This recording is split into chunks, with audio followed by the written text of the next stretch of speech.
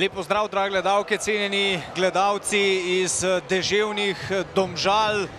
Vse popoldne že močno dežuje, v pričakovanju pa nadaljevanja državnega nogometnega prvenstva, začetek pomladanskega dela, 17 kol še do konca. Gneča v kanskem prostoru, Ibričić se je tokrat odločil za kratko podajo in ne za dolgo v kazenski prostor, pa Husmani, ki lahko streljal daleč. Husmani je poskušal in zadev. Žoga se je vmes tudi odbila in Domžale vodijo z 1:0. Husmani je imel veliko prostora, lepo izpeljan kot Domžal uigrana akcija. Ja, govorila so o teh streljih, Husmani se je odločil za takšnega. Žoga je zadela enega izmed igralcev. Prežal je na napako Kronaveter, pa zdaj le netočna podaja Sorčana, odpira možnost Krecu, 1:1. Ja. Še en strelo daleč, takoj nekaj prostora in izenačenje. Ampak vse se je začelo spet s podajo vratarju. S podajo vratarju, ki je na tem igrišču nedvomno prepovedana. Čeprav bodo zdaj spet nekako je krivica na Sorčanu, ki je podal tole podajo. V kanskem prostoru je Gneča, žoga pa prihaja v kanski prostor in tole bo najstrožja kazen. Ja, dobro, najstrožja kazen, Žinić je zdaj le priboril tole najstrožjo kazen v 23. minuti. Kolmanič je bil ob njem.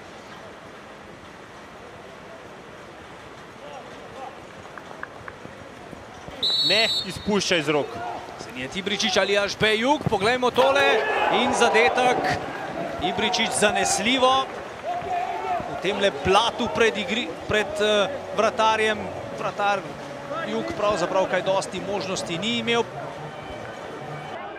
Menili smo Vilerja, ki je dolga leta. Dobra žoga. Tole zdaj priložnost za Svetlina.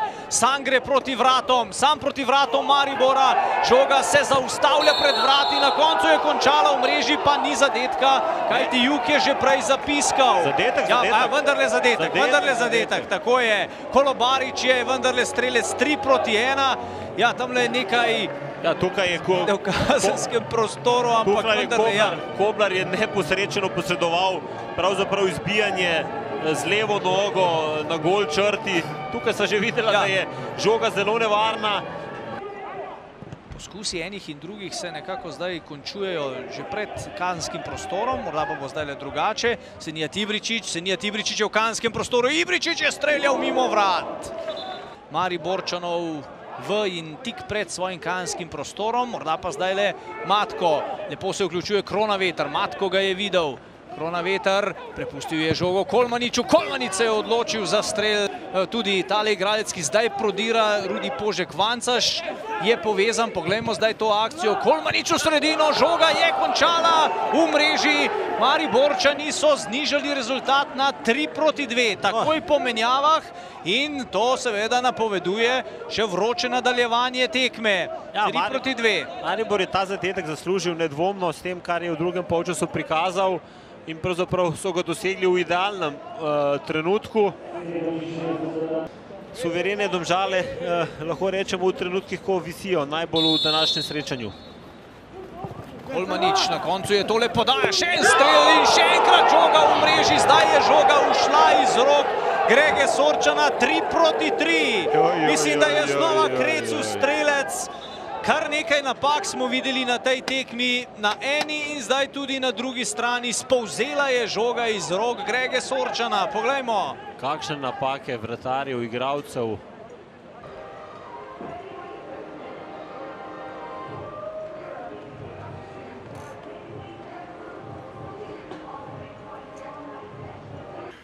Ja, po poteku dogodkov, po vodstvu 3:1 in nekako, ko držiš kontrolo na dogajanji, se ti zgodijo take napake in ostaneš brez vseh 3 točk.